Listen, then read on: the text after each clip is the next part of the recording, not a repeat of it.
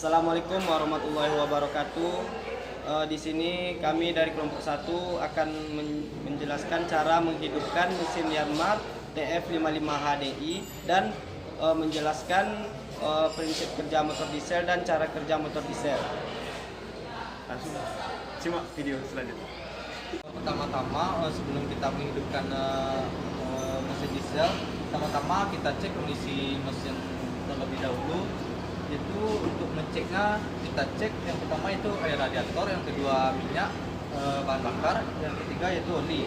Untuk air radiator bisa kita lihat pada tabung di atas tersebut, dan untuk minyak bahan bakar bisa kita lihat untuk membuka tutup tangki, atau kita lihat melalui ampere minyak bahan bakar yang ada di samping tersebut.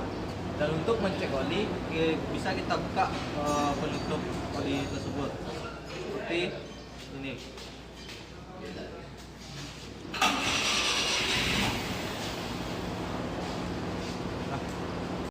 Sebelum kita menghidupkan mesin, langkah pertama yang kita lakukan adalah menghidupkan minyak, yaitu menekan gasnya sedikit. Setelah itu kita pastikan terdengar suara tembakan minyak di intake-nya.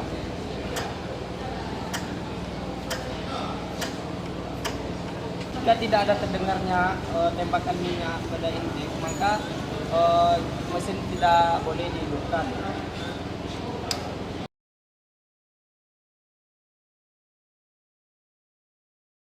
Jika sudah hidup, pastikan pompa oli naik.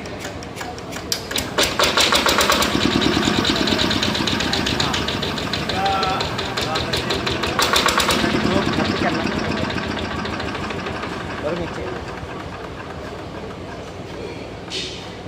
Jika mesinnya sudah hidup, maka perhatikan pompa oli ini akan keluar. Jika itu tandanya oli mesinnya jalan. Dan jika mesinnya sudah mati, maka pompa oli ini akan masuk ke dalam.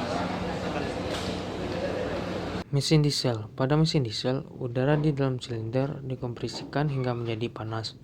Bahan bakar diesel yang berbentuk kabut kemudian disemprotkan ke dalam tiap-tiap silinder.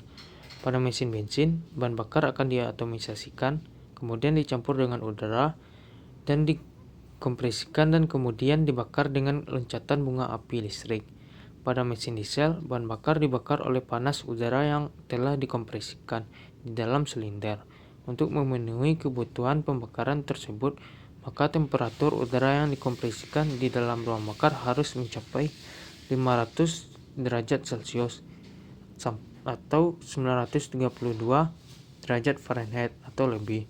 Oleh karena itu, mesin diesel perbandingan kompresinya dibuat 15:1 sampai 22:1, lebih tinggi daripada mesin bensin, yaitu 6:1 sampai 12:1. Dan juga mesin diesel dibuat dengan kompresi yang jauh lebih kuat daripada mesin bensin. Dibandingkan dengan mesin bensin, pada mesin diesel mempunyai keuntungan dan kerugian sebagai berikut. Untuk keuntungan pada mesin diesel, yang pertama, mempunyai efisiensi panas yang lebih besar. Hal ini berarti bahwa penggunaan bahan bakarnya lebih ekonomis daripada mesin bensin. Yang kedua, mesin diesel lebih tahan lama dan tidak memerlukan electric igniter. Hal ini berarti bahwa kemungkinan kesulitan lebih kecil daripada mesin bensin. Yang ketiga, momen pada mesin diesel tidak berubah pada jenjang tingkat kecepatannya yang luas. Hal ini berarti bahwa mesin diesel lebih fleksibel dan lebih mudah dioperasikan daripada mesin bensin. Hal inilah sebabnya mesin diesel digunakan pada kendaraan-kendaraan yang besar. Untuk kerugian pada mesin diesel, yang pertama, tekanan pembakaran maksimum hampir 2 kali mesin bensin. Hal ini berarti bahwa suara dan getaran mesin diesel lebih besar. Yang kedua, tekanan pembakarannya yang lebih tinggi, maka mesin diesel harus dibuat dari bahan yang tekanan tinggi dan harus mempunyai struktur yang sangat kuat. Hal ini berarti bahwa untuk daya kuda yang sama, mesin diesel jauh lebih berat daripada mesin bensin, dan biaya pembuatannya pun menjadi lebih mahal. Yang ketiga, mesin diesel memerlukan sistem injeksi bahan bakar yang presisi, dan ini berarti bahwa harganya lebih mahal dan memerlukan pemeliharaan yang lebih cermat dibandingkan dengan mesin bensin. Yang keempat, mesin diesel mempunyai perbandingan kompresi yang lebih tinggi dan membutuhkan gaya yang lebih besar untuk memutarnya. Oleh karena itu, mesin diesel memerlukan alat pemutar seperti motor starter dan baterai yang berkapasitas lebih besar. Ini saya akan menjelaskan yaitu prinsip kerja motor diesel. Yang pertama itu pada saat langkah isap. Pada saat langkah isap, udara akan dimasukkan ke dalam silinder. Piston membentuk kevakuman di dalam silinder setiap seperti pada mesin bensin. Piston bergerak dari TMA ke TMB. Saat piston bergerak dari TMA ke TMB, maka di situ akan terjadinya kevakuman, yaitu udara yang dari saringan udara akan terhisap ke dalam ruang bakar. Nah, selanjutnya itu angka kompresi. Pada saat piston bergerak dari dari TMB ke TMA, maka udara yang berada di ruang bakar akan ditekankan sehingga terjadinya panas. Saat piston sampai di TMA atau titik mati atas, maka minyak akan disemprotkan oleh injektor ke ruang bakar sehingga terjadinya ledakan atau eksplosif, sehingga piston akan tergeser ke belakang, yaitu langkah pembakaran. Kita dorong ke belakang. Nah, selanjutnya yaitu langkah buang. Saat piston berada di titik mati bawah dan menuju ke titik mati atas, akan mendorong sisa-sisa gas buang yang terjadi saat pembakaran tadi sehingga gas buang akan keluar melalui pembuangan atau knalpot. Selanjutnya itu ada perbedaannya motor mesin diesel dan mesin bensin. Saat langkah isap, campuran kalau di motor bensin campuran udara dan bahan bakar dihisap ke dalam, sedangkan motor diesel hanya udara yang dihisap ke dalam. Selanjutnya itu langkah kompresi. Piston mengkompresikan campuran udara dan bahan bakar, sedangkan motor diesel piston mengkompresikan udara untuk menaikkan tekanan dan temperatur. Selanjutnya itu ada langkah pembakaran. Mesin bensin busi menyalakan campuran yang bertekanan, sedangkan motor diesel bahan bakar disemprotkan ke dalam udara yang bertemperatur dan bertekanan tinggi dan terbakar oleh panas dalam udara yang ditekan. Pas langkah buang, motor bensin dan motor diesel sama-sama mendorong gas buang keluar dari silinder. Selanjutnya itu pengaturan output tenaga. Motor bensin diatur oleh banyaknya campuran udara bahan bakar yang dimasukkan, sedangkan motor diesel diatur oleh banyaknya bahan bakar yang diinjeksikan. Prinsip kerja motor diesel. Saya akan menjelaskan macam-macam mesin diesel ruang bakar. Ruang bakar diesel ini terbagi menjadi dua, yaitu ruang bakar langsung dan ruang bakar tambahan. Baiklah, yang kita akan membahaskan ruang bakar langsung, yang dimana di tipe direct injection. Pada tipe direct injection ini, yang dimana injection nozzle, bisa dilihat di sini, ini adalah injection nozzle. Injektornya akan menyemprotkan bahan bakar ke dalam ruang utama. Ruang utama yang dimasukkan ini ruang utama piston, langsung ke ruang utama main combustion, yang terdapat diantaranya silinder, head dan piston. Ruang pada bagian atas piston merupakan salah satu bentuk yang dirancang untuk meningkatkan efisiensi pembakaran. Kita lihat ini adalah combustion, di dalam ini terjadi pembakaran combustion, dan ini adalah injeksi nozzle.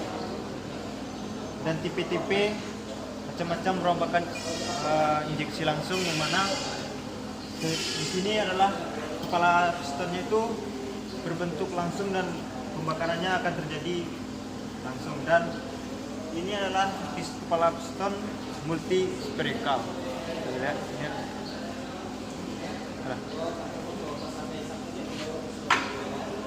Nah, keuntungannya dari pembakaran kedua ini, yang pertama yaitu penampang permukaan yang injeksi langsung, struktur silinder head lebih sederhana, dan karena kerugiannya panas kecil, maka perbandingan kompresi dapat diturunkan. Selanjutnya saya akan menjelaskan tipe ruang bakar kamar depan. Untuk supaya agar kita dapat mengetahui tipe ruang bakar kamar depan, yang pertama itu tipe pre-chamber, bisa kita lihat pada di bawah injektor tersebut, itu untuk bentuk tipenya itu lurus, datar. Tetapi kalau untuk tipe yang kedua yaitu swirl chamber, agak berdiri miring ke atas. Untuk ruang bakar kamar depan, bahan bakar disemprotkan oleh injektor nozzle ke kamar depan.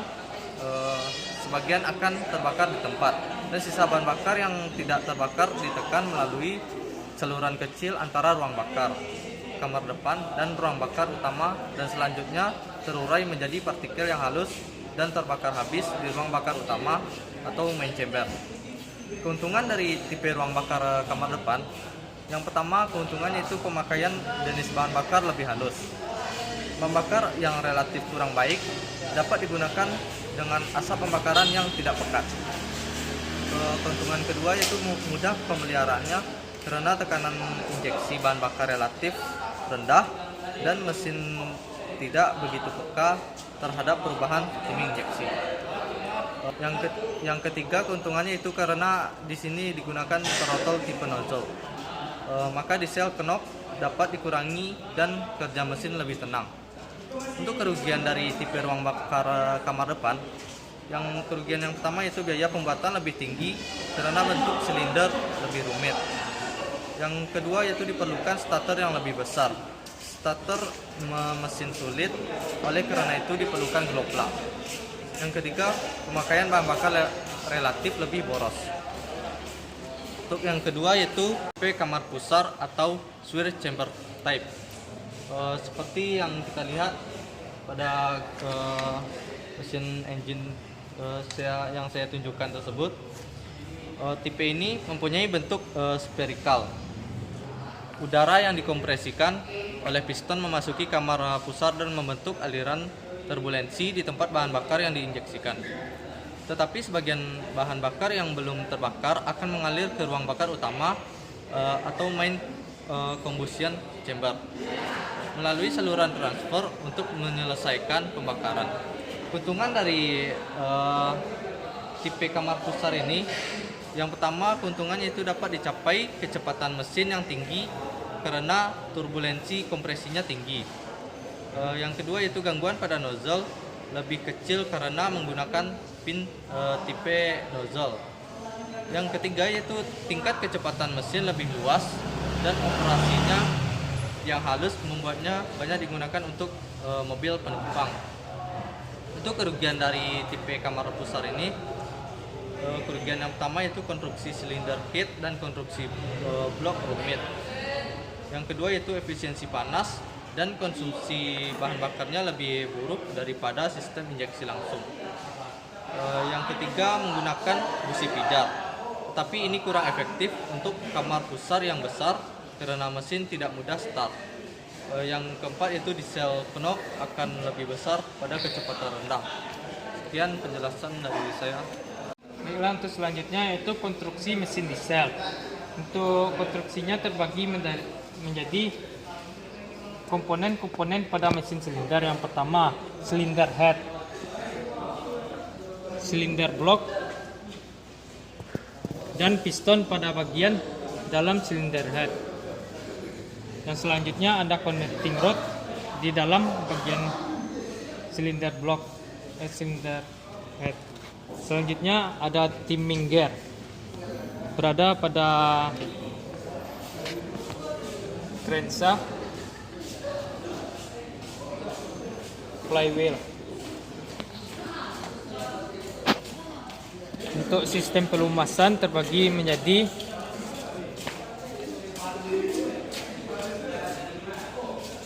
oil pump, oil filter, oil cooler.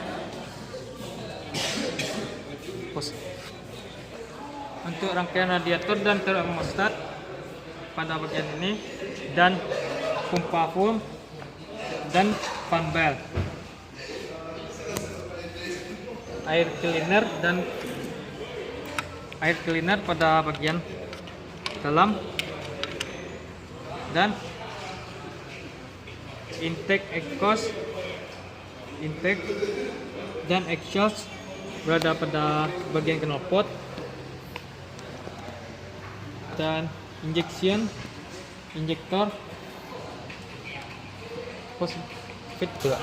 feed pump, full tank, full filter,